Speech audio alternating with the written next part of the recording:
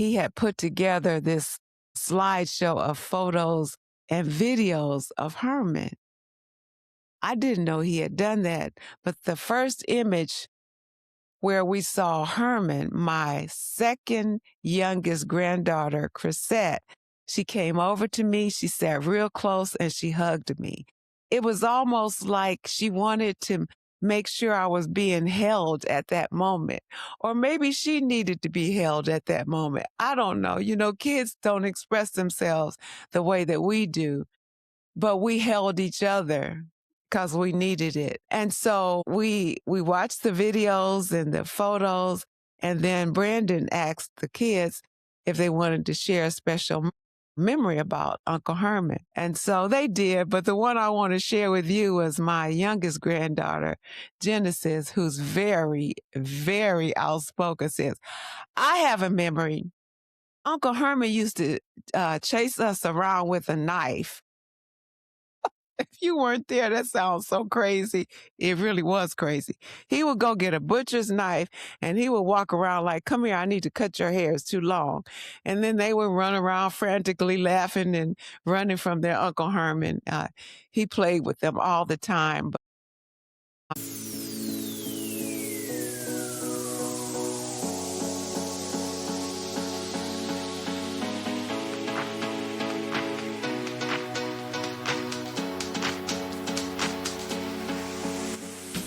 Welcome to Get Real with Alexis Jones. On this podcast, we'll dive into real relationships with real people guided by the wisdom and perspective of some of the most seasoned voices in our community, our beloved seniors. Each week, we'll unpack the joys, challenges, and lessons learned about love, family, friendship, and everything in between. This is a space for heartfelt conversations, eye-opening truths, and powerful stories that will inspire and challenge the way you think about relationships. We're keeping it honest, unfiltered, and deeply meaningful. So settle in and let's get ready to get real. Let's jump in.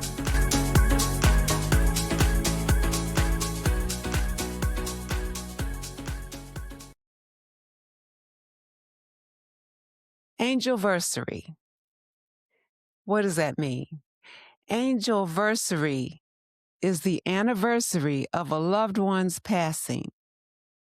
So last Saturday, January 10th, was the first anniversary of my son Herman's passing. And I'll tell you the truth, if I could have prevented this day, this 1 year mark from arriving, I would have. Believe me, I tried, because in my mind, I was standing at the entrance of the 12 o'clock hour, blocking it so that it would not come. I missed a lot of milestones this year with Herman in 2025. His birthday, Mother's Day, my birthday, Christmas, Thanksgiving, and that was the first Christmas season that I spent without him. I did not want Christmas to come. I did not want New Year to come. This first anniversary felt like another painful clash with reality. And my son has been missing from my life for 1 full year. It's unthinkable. It's unthinkable. It's hard for me to wrap my mind around that he's gone. I want to believe that he's just away for a while. Anyway, I finally started reading the 4th and final book in the series, Journeying Through Grief.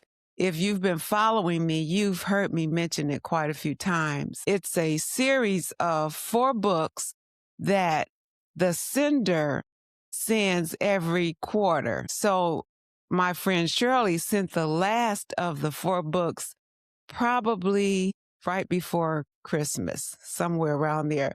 And I think I mentioned this before, that I did not want to open it because, again, I was trying to do everything I could not to allow this time period, this end of the year, this beginning of January to come, because it was like a reality check that I was not ready to face. So anyway, she did send it. She always includes a note. However, this time, Shirley wrote a brief letter that I want to share with you. But let me first say that I hope you've gained a better understanding of grief. I said this many times throughout this journey. I am not an expert on grief. I share with you my own experiences, my struggles, the places where I can get help, my tears. You've seen me at my worst.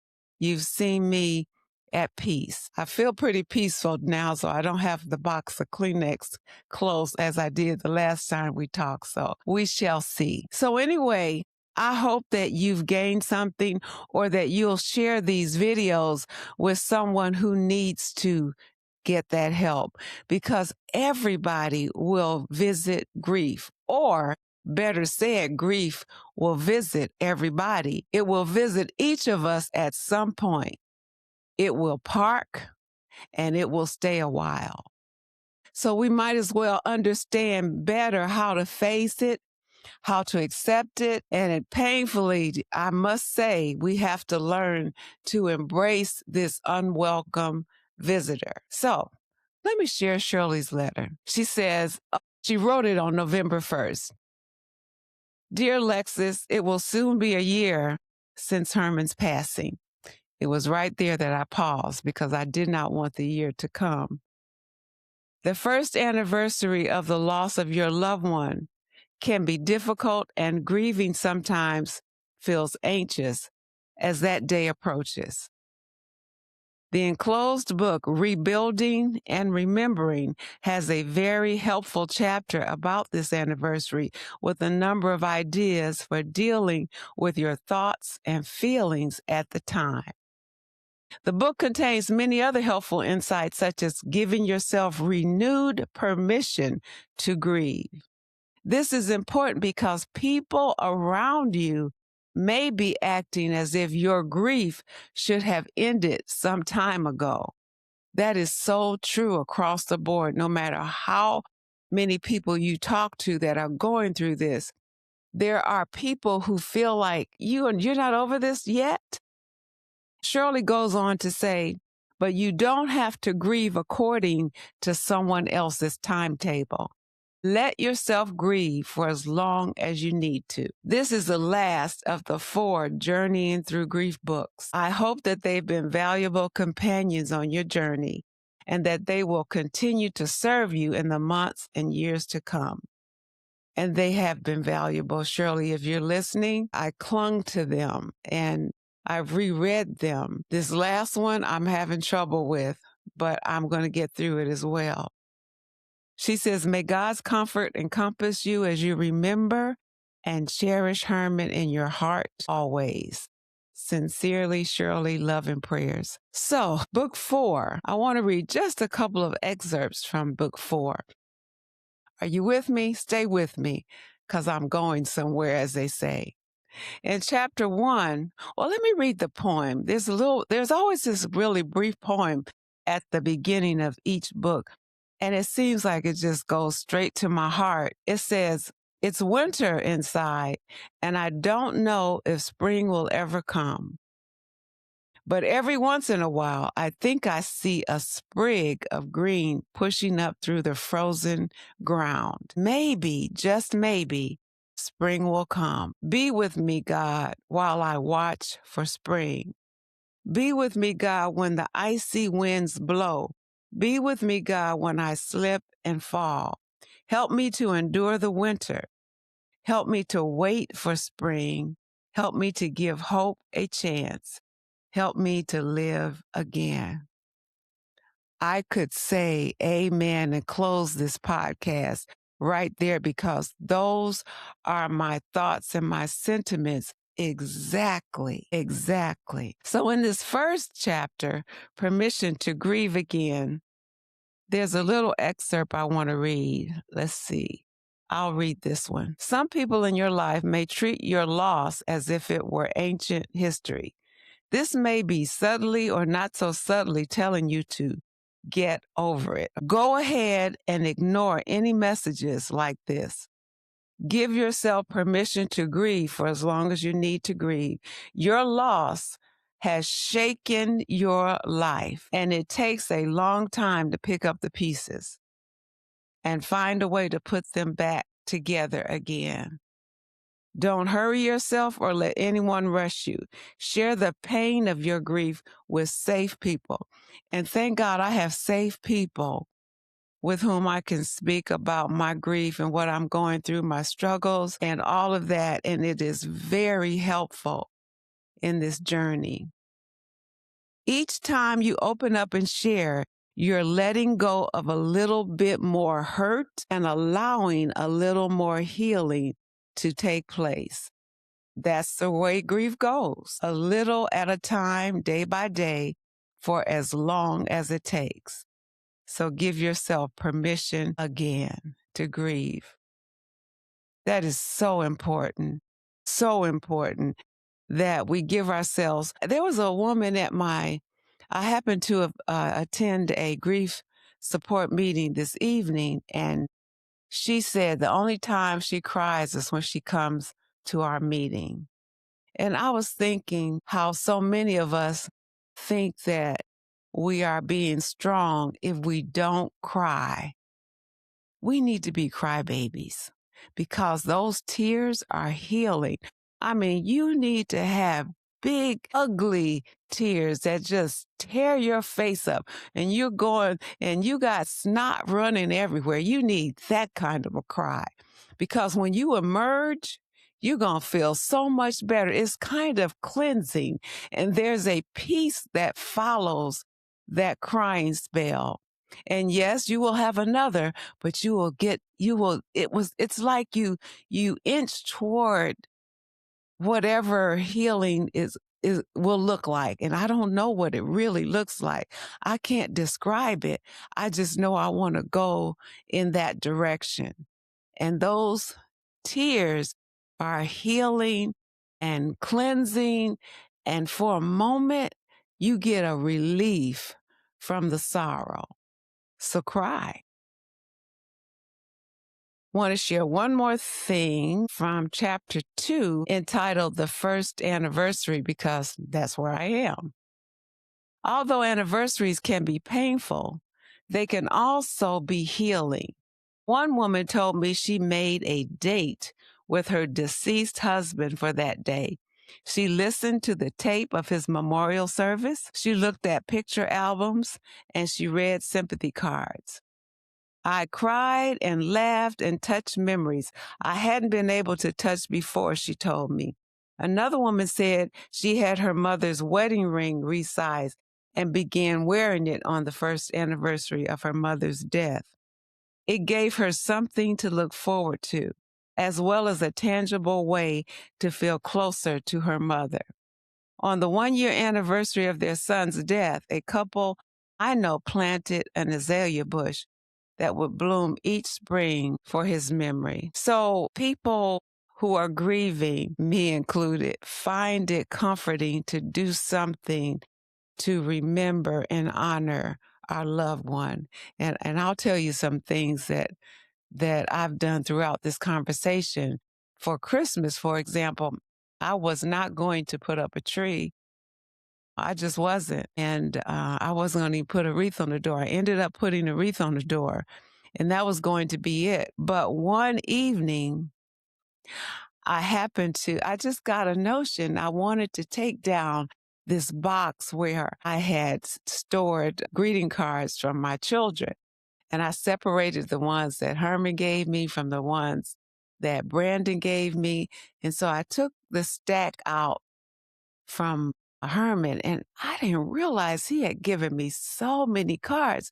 And I used to tell people he never gives me anything for Valentine's Day, but I had a lot of Valentine's Day cards. Anyway, I read the cards and it just warmed my heart.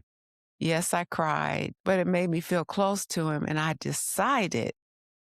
got this idea that I would put up my tree. It's a small tree because I live in a condo. There's not a lot of space, but I put up the tree and I punched holes in the cards, in the corner of the card.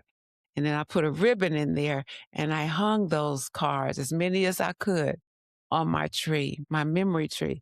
And whenever I'm in that area, or if I just want to go up to the tree, I'll read a card that Herman gave me. And many of those cards have personal notes written in them. So I get to hear from him over and over again. It is now January 13th. I have not taken that tree down yet because those the cards are on there, and it just means a lot. And I can take them down when I get ready, and so can you.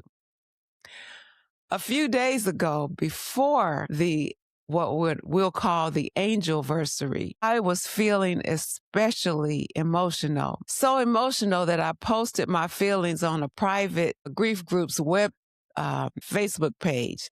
Now, this was following emotional, I call it explosion. Maybe it didn't feel like that to my younger son and my brother, but I was angry. I was emotional and I was angry. And I kind of took it out on them. And I'll tell you a little bit more about that. But this Facebook page is only people, it's a private page, only parents who have lost children. So we say things here that, of course, we never say out loud for fear of being judged or surely misunderstood. And also some of the thoughts that are expressed may be hurtful to someone who doesn't really understand. So it's a safe place for us to really say what we're thinking and feeling or how we're acting, and they get it. And as I said, this happened to be a site for parents who have lost a child. And it's just so many of us dealing with in so many different ways. But I'm going to share my post so you can get a little bit of an idea of what I was going through at the time, that I felt like my emotions were going haywire. It was around the 7th of January. Again, the Angelversary is the 10th. And I was just emotional. So here's my post. Being with others who have also lost a child is the only safe place. I am feeling frustrated with my younger son and my brother. I love them both so much, but they can't walk with me through this. They don't understand. No matter how much I open up to them, I don't have the right to be angry with them or hold them hostage because they don't feel what I feel, because they don't see the need or have the desire to keep Herman's memory alive. But I am angry anyway with both of them. I feel hurt. I feel very lonely now. Herman's first Angelversary is tomorrow. My younger son invited me to his home, but I wish he wanted to be together on his brother's Angelversary or had a need. I seem to be the only one who initiates anything. If I didn't say Herman's name, it would barely be mentioned. Help. Signed, Herman's mom, F46. Now, F means forever because that's when his age stopped. So when he passed away, he was 46 years old. So it's F46. Okay, so I got hundreds of responses, hundreds, but I want to read one of them that it felt like this woman who I don't know, never met, probably will never meet. It felt like she just said, wait a minute, let me sit down and help her. It was like she felt my pain. She saw that my emotions were haywire and that my feelings were displaced. And so she decided to just sit down and clearly wrote a note to help me. And here's what she said. I think her name is Jessica. I'm not sure because I had so many responses. And this is something I really want you to hear, because if you're not going through this, somebody you know is, and it will help you. Jessica says, you have each lost a different person. One has lost a nephew. One has lost a sibling. You have lost a child. You cannot expect them to understand the weight of your loss, but it is okay to explain to them that you are going through a different kind of bereavement. It doesn't make theirs insignificant. It's just not as profound. There will also be 3 different ways of grieving, one for each of you. And there's also the gender issue to take into account. Males often grieve differently to us. Men are usually laser focused on solving a problem. If they can't fix a thing, they want to push it out of the way. Please don't try to change them. I paused there because that's really important. It was really important for me, and I want to make sure you hear that as well. Please don't try to change them. There's nothing you can do to bring about a union of your grief so that you are all on the same track, because you never will be. Let them do it their way. You do it yours. A grieving mother goes through something only another grieving mother can understand, which is why we all flock here to this group. I would gently explain all this to your son. Ask him for patience, because it's going to take some time for your loss to become more bearable to live with. You need to talk about Herman. You are the best person on this planet to keep his name alive. You need to cry as much as you need to. It may make him feel uncomfortable to be in your company sometimes, but it isn't forever. It is until you have fully processed this hugely devastating loss you faced with. And when that day does come, you will be able to function a lot better than you are right now, and life will slowly start to feel manageable again. But you're not there yet, and there's no telling when you will be. All you can do is let some time pass. Let the grief do its job and ask for some patience to be shown. Try not to want a united way of grieving together. When she said this, I was thinking, that's why I was so angry. I wanted us to grieve in unity. Same time, same way, same place, same need. But that's impossible. She says, try not to want a united way of grieving together. It's really not the same thing at all, what they're going through, but they have no way of knowing this. They may think you should be where they're at in their grief, and you're not. How could you be? She says, I've lost 4 siblings, and it was heartbreaking each time. I also lost a niece to breast cancer, and that was heartbreaking as well. But none of those losses was like losing my daughter. It destroyed my soul and broke my heart into 1,000 pieces. Neither my heart nor my soul will ever be fully repaired. But over the 2 years since she died, my mind has allowed me to accept a shot at this world without her in it. I can only say it's a very different life, not how it once was, but it's one I never thought I'd have 2 years ago when I just wanted to join my daughter in her afterlife.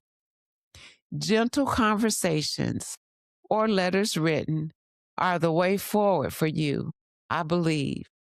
And I really hope you find the words to express what your needs are right now, so that they are not making the presumption that you should be feeling the way they are. They need you to spell it out for them. Because you know how often, let me say this is me talking now. Sometimes we think, well, they should know this. They should do this thing because they should know this. No, they don't know. They don't feel what we feel, and they cannot read our minds. And so I was really thankful for this reminder. So she says, they need you to spell it out for them, that you will get there, just not yet. And they should respect that. And let me say that both my son and my brother respect that. I don't feel that they disrespect where I am in my journey. I don't think they fully understand, but I think they care and they respect as much as they can anyway. And how can anyone unless they've lost a child? So what did I do after I finished reading Jessica's response to me? And I don't know if she'll ever hear this podcast, but how thankful I am that she would take the time and the care to respond as she did. So what did I do after she talked me off the ledge? Because that's kind of where I was. I apologized to my brother and my son, and I did ask for their forgiveness, and I asked for their patience as I continued along this journey of healing. I called my brother, who is also grieving. He lost his nephew, and he stepped in like a father much of the time. So I know that he's grieving also. And I also know that his heart aches whenever I am in pain. So I called him. I spent the evening of Herman's Angelversary, that was last Saturday evening, with my younger son and his family to remember and honor Herman's memory. Now, I didn't know how we were going to do. We didn't have a plan. I didn't have a plan. I didn't want to be alone, and he didn't want me to be alone. So I went, and I enjoyed the grandkids. I was combing my grandson's hair and all that after he had shampooed it. And so once we got finished with all that, and we got a little something to eat, and we were sitting down together, actually, my son called everybody to the family room. He surprised me. He had put together this slideshow of photos and videos of Herman. I didn't know he had done that, but the first image where we saw Herman, my second youngest granddaughter, Chrisette, came over to me. She sat real close and she hugged me. It was almost like she wanted to make sure I was being held at that moment.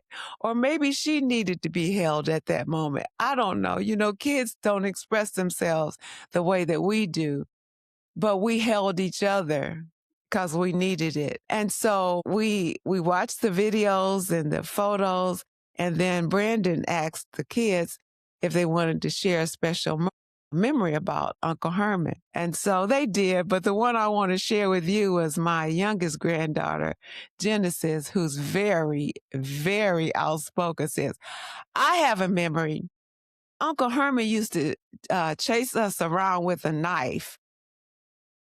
If you weren't there, that sounds so crazy. It really was crazy. He would go get a butcher's knife and he would walk around like, come here, I need to cut your hair. It's too long. And then they would run around frantically laughing and running from their Uncle Herman. He played with them all the time. Her memory made me laugh. It was really beautiful. And at some point, my son said, Mom, do you have a memory you want to share? And I have 46 years of memories I could share. But I shared a memory when I had asked Herman if he would go with me to the Fox Theater here in Atlanta. If you're not from Atlanta and you're listening, you might know what the Fox is. But anyway, I like plays, and there was a play there about the life of Tina Turner. And everybody said it was really good. So I wanted to go with my son. I asked him, but I really, truly expected him to say, no, Mom, I'm busy, which is what he said most of the time. But he agreed to go, and he picked me up. His car was pristine. And I'm saying this to say he got ready for this time we were going to have together. It was like a date. It was like a beautiful date. His car was clean and smelling like new car. And he had this beautiful jazz music playing on the inside with incredible sound because, you know, my son was an audio technician at different churches and different functions. So the sound always had to be just right. And then he was dressed to the nine. I mean, from head to toe. I was like, wow, he looks good. He had all these sunglasses, and he walked up to the door and he opened the door. He closed the door, and we proceeded to the theater and enjoyed our time together. And he brought me home, and I will never forget that precious time that we had together. it was the best date ever. Or even if for a long time, I don't remember having a date that I've enjoyed so much. Because what's better than being having this beautiful time with your son after they grow up and they become young men and they still spend time with you? Nothing better. So what else did I do? I responded to a call from a dear friend and neighbor who invited me. She knew the day was coming, Herman's Angelversary, and she knew that I was struggling with this time, and she just invited me. She said, Alexis, if you want to talk, we'll talk. If you want me to just listen, I'll do that. If you want to go grab a bite to eat, whatever it is you need.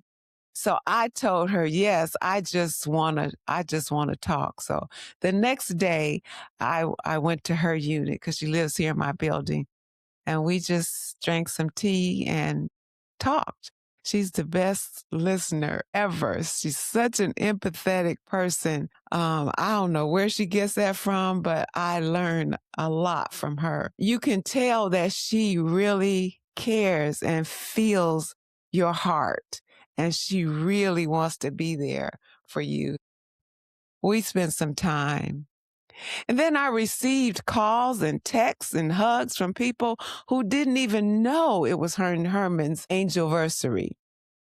God answered my prayers because at the beginning of this journey, I remember saying in my prayers to God, I need your strength. I need you to carry me. I cannot even walk. I need you to pick me up and carry me. And he did. But how did he do that? He sent people. I didn't just wake up one day feeling stronger or comforted that day or more peaceful that day. He sent what feels like over this past year a small army of people at different times to call or send a message or come or take me or send for me or any of that, to pour that love and strength and comfort into me. God uses people if we will accept the help. You really do have to be vulnerable and say yes, because we want to say, that's okay. Well, I don't want to bother you. And I do the same thing. But we have to allow, if we ask for strength, we have to accept it when it comes. If we ask for comfort, we have to accept it when it comes. And it may not come in the form that we think it should come, but when it comes, we need to be aware. This is an answer to prayer. You better say yes. So my grief is not over. I'm still hurting and I'm still healing. There will be more waves of grief that will show up unexpectedly. They will hit me like a storm, like an unexpected hurricane, and they'll be triggered by who knows what. But on this Angelversary of Herman's passing, I'm learning to ride the waves just a little bit better because I don't kick against them. I just go with them. If it's just a day that I need to just sit down and just remember or let myself cry, I do that. So I ride the waves a little better than I did at the beginning of this experience. I have hope that I will learn to live with this amputation. I must. I'm reminded that I matter to a lot of people who are committed to stay close through the highs and the lows. And I am convinced that my mother, she spoke this from her own experience. She'd say, you can make it. You can make it. And she'd said it, she'd say it with such passion and the volume would get louder. You can make it. You see, my mom too lost a son. How I wish I could talk to her about Herman. So I went kicking and screaming, carrying a boatload of emotion into this Christmas season and this new year. But here I am. And I asked this question of myself, what now? I did not want this 1 year mark to arrive, but it has. So now what? I'll continue to take a day at a time. I'll continue to determine what I need or what I don't need and do that, because you have to take care of yourself. I accept that many people I care about won't understand, and I won't be angry with them. I will never get over losing my son. I'll keep wiping my tears. Maybe I'll buy stock and Kleenex. I don't know. I will walk with those who can walk with me and keep moving forward, even when I don't feel like moving forward, because, as I said, I matter. I've got another son. I've got 5 grandchildren. I've got other family members and friends who love me and they care about me and they want me and need me to keep moving forward. I will trust God's love for me. I will be thankful. I will be thankful that even though my heart aches, that I have 46 years with an incredible young man. He was incredible. I was talking to Ronnie, who was his best friend, his mentor, and his boss, who I see every Sunday at church. And I went up to Ronnie, and I always hug him because he was close to Herman, it makes me feel close to Herman when I'm close to Ronnie. And I hugged him. He said, I want you to know I think about Herman almost every day. And he said, Herman made me a better person. And I told Ronnie, Herman made me a better person too. So I don't have a plan. Getting back to my what now question. I don't really have a plan. I will just be. That's my plan. Just be. This is Get Real with Alexis, and I am your host, Alexis, and I'm honored to be your host. And I will see you soon on the next episode. Take care.